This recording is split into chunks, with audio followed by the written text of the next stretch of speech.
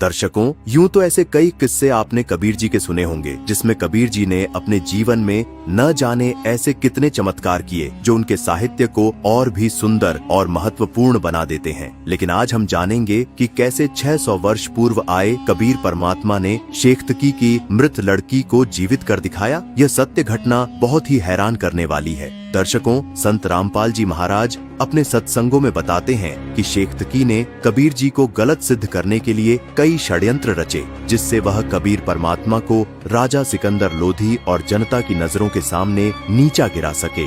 लेकिन देखा कि कबीर साहिब पर कोई असर नहीं हो रहा था। कबीर परमात्मा उसके हर एक षड्यंत्र को निष्फल कर दिया करते थे। ऐसे ही उसने एक षड्यंत्र रचा, जिसमें उसने लोगों से कहा, यह कबीर जादूगर है और बादशाह सिकंदर की बुद्धि पर भी जंतर मंत्र से प्रभाव डाल रहा है। अगर इसे नहीं रोका तो मुसलमानों की हालत खराब हो जाएगी।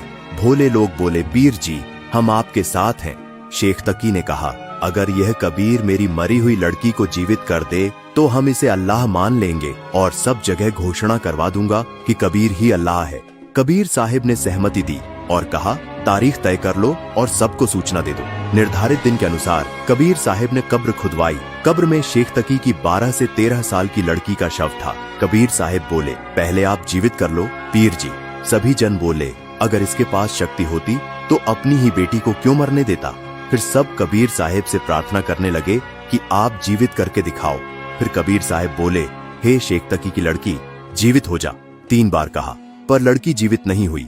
शेख्तकी ने खुशी में नाचना शुरू कर दिया। ढोल बजवाने लगा कि कबीर तो हार गया, पर कबीर साहिब शांत थे और बोले कि बैठ जाओ महात्मा जी, शांति रखो।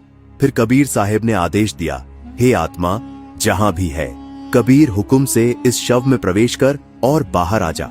कबीर जी का कहना ही था कि तुरंत शव में हलचल हुई और लड़की जीवित होकर उठ बैठी। वह कबीर साहिब के चरणों में गिरी और उनको दंडवत प्रणाम किया।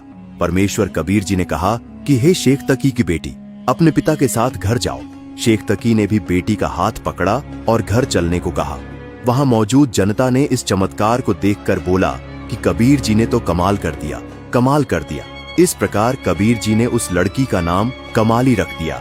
इसके बाद कमाली ने कहा कि शेख्तकी की ओर से तो मैं यमराज के पास जा चुकी थी, इसने तो मुझे मिट्टी में दफना दिया था।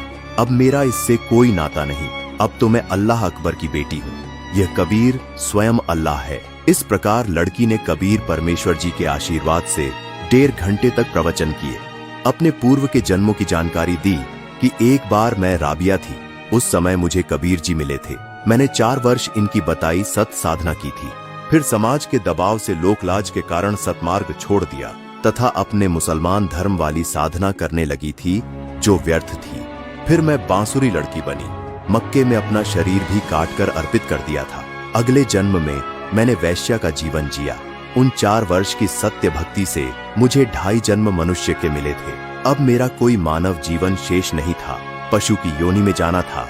उसी समय परमेश्वर कबीर जी धर्मराज के पास गए और मुझे छुड़ा कर लाए और शरीर में प्रवेश कर दिया।